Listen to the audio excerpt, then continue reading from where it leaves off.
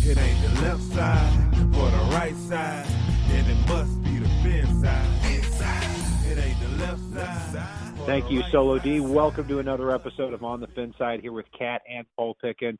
You can follow us on Facebook, Twitter, Spreaker, iTunes, YouTube, and on iHeartRadio.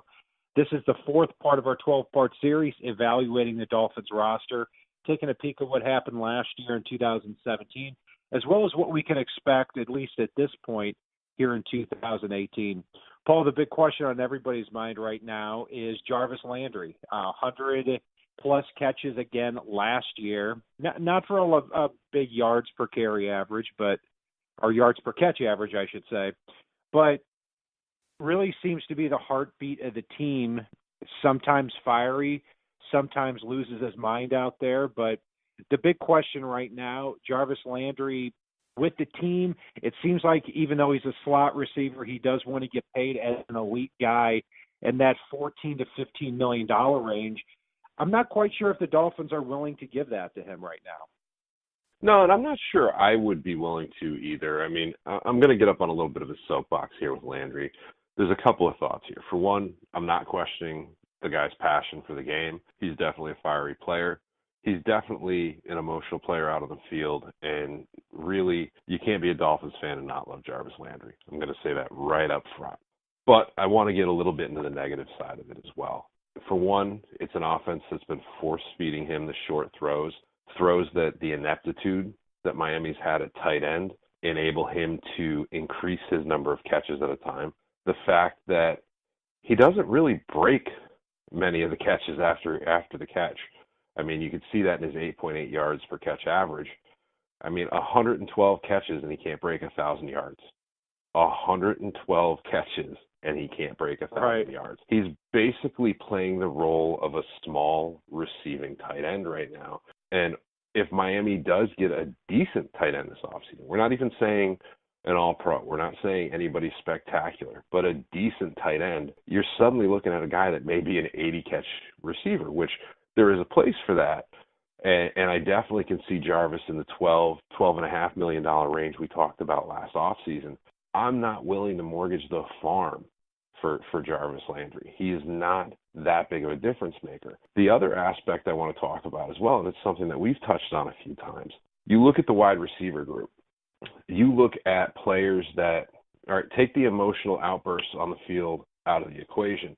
The guys that do the right thing game in and game out, they may not have as many catches per game. The guy that's out there in the wide receivers group being a leader, not just with the offense, with the defense, with the young receivers, with everybody out there, working with all the players on the sidelines, back and forth, really getting involved in the game and not just having emotional outbursts that you see on TV.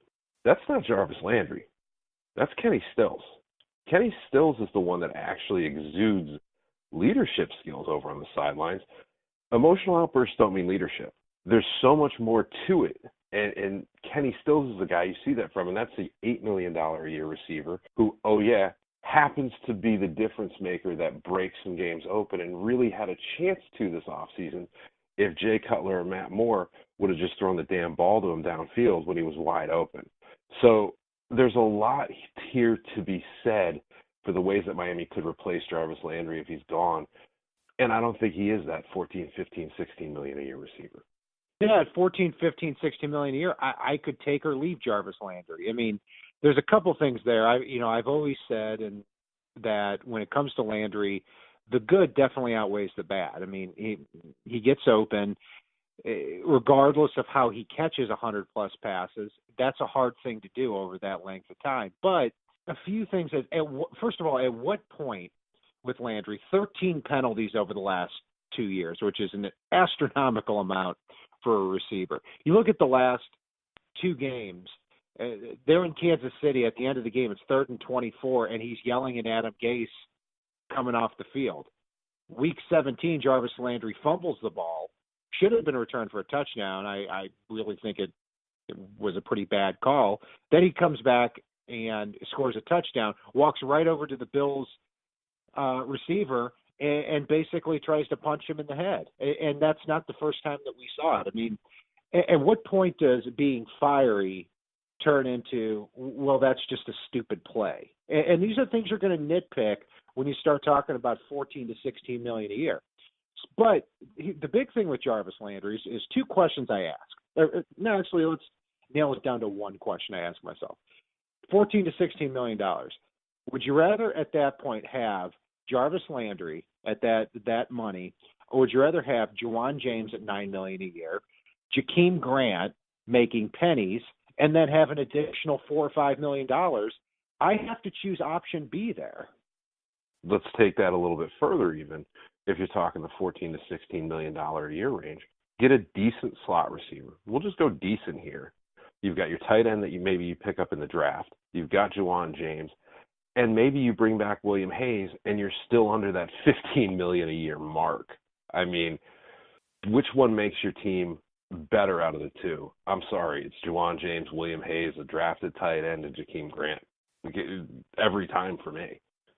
And Jakeem Grant's the big one in this conversation because I really, the last 5 games, I mean, we were yelling for him to get on the field for a year and a half. But finally on offense, you starting with the Patriots game, he goes one-on-one up against Malcolm Butler, a Pro Bowl cornerback, and goes over the top of him at 5'5", snags a touchdown that makes the difference in the game. And had he held on to another deep pass where he beat Butler, you would have been talking about another 100-yard game on Monday Night Football where they would have clinched the game right then and there. They ended up winning the game. And then in Kansas City, he puts up a 100-yard game as well, one of which was a wide receiver screen, very similar to the catch that Jarvis Landry makes. Jakeem Grant breaks a tackle and takes it to the house. Now, here's my point with Grant is I've always felt with him as a receiver, given his build and his power at 5'5", he tends to be a player that other teams don't see very often. Not because he's a Julio Jones, an elite player, but you typically don't game plan against a Jakeem Grant that has that size and that slipperiness. I kind of compare it to when the Saints had Darren Sproles. It's just hard to prepare for a guy that you don't see every week. Well, and the thing I like with Jakeem Grant as well, while we're on him, is he might be 5'5", but you see him out jumping some of these 6'4" defensive backs, even if the ball is thrown behind him and he's got to come back for it. I mean, you see him getting up to places he has no business being at his height and high pointing the ball over a 6'4" defensive back. So, I mean, for me, I don't have any issue with Grant on the outside. I like him better than I like Devante Parker out there, who, I'm sorry, I'm absolutely tired of waiting for whichever year it is that this is going to be the year of Devante Parker. However many times we've heard that at this point, I'm kind of over it. You know, it's put up or shut up time. I think it's past put up time. I think it's shut up time when it comes to Devante Parker. Yeah, we'll get to Parker in a second. To go back on Kenny Stills, yeah, I'm very happy the Dolphins got Kenny Stills back last offseason. 4 years, $32 million. Definitely has to clean up the mistakes too. I mean, talking about a guy that had 7 penalties in 2017, also had 4 fumbles, 2 of them lost. I mean, that is a very high amount of negative plays. But again, over the last 2 years, Kenny Stills has 15 touchdowns, had 850 yards this year with a bad quarterback spot. I also think too, and you touched on it as well, that with Kenny Stills, it seems like the better the offensive line blocks, the more he's able to run his routes for a longer period of time, get open more. I think if the Dolphins can fix this offensive line and Ryan Tannehill can come back and get back on the same page with him, I think you might be talking about Kenny Stills as a 1,000-yard plus receiver. But, yeah, Devante Parker had a nightmare of a season. And it seems like now here the Dolphins Devante Parker is a solid 4 years removed from his second to last year at Louisville when he started to look like a top 5 pick. His final year at Louisville, he basically missed half the season with an injury. Every year since then, it's either been injured or underachieving, and he just seemed to get worse and worse and worse as this season progressed. 2 games I look at in particular. Number one, that Bucs game where Jay Cutler threw 3 interceptions in the first half. 2 of them very specifically were on Devante Parker. One time he falls in the end zone. Another time the ball goes off his hands and is picked.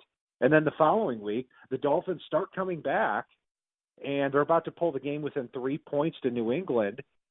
throw a lob pass to Devante Parker in the end zone, and instead of going up one-on-one with Stephon Gilmore in the end zone, at least breaking the pass up, he basically does whatever, falls by the wayside, doesn't go up and compete at all. So, yeah, Parker had a nightmare of a season. The good thing is he is still on a rookie contract. So it's, he's still got to be around. Hopefully he stays injury-free this year. But, again, we've been saying that now for 3 years.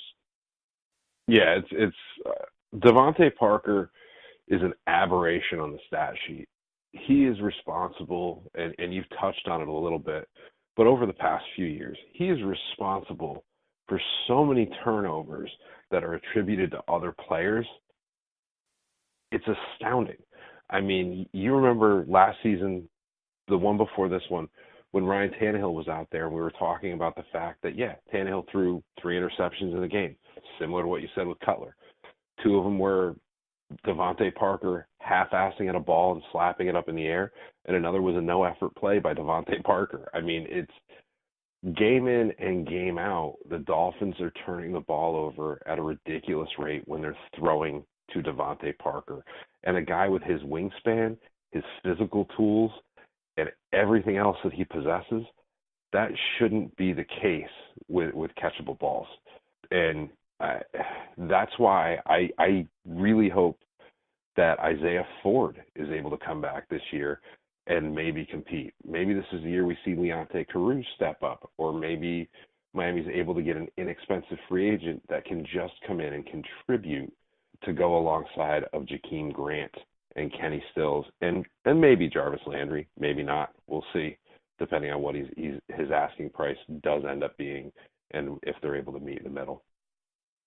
Yeah, Ford will be interesting because he was a talented player at Virginia Tech, set a lot of records there, looked like a steal in the 7th round, and we knew he had some injury problems coming out of VT.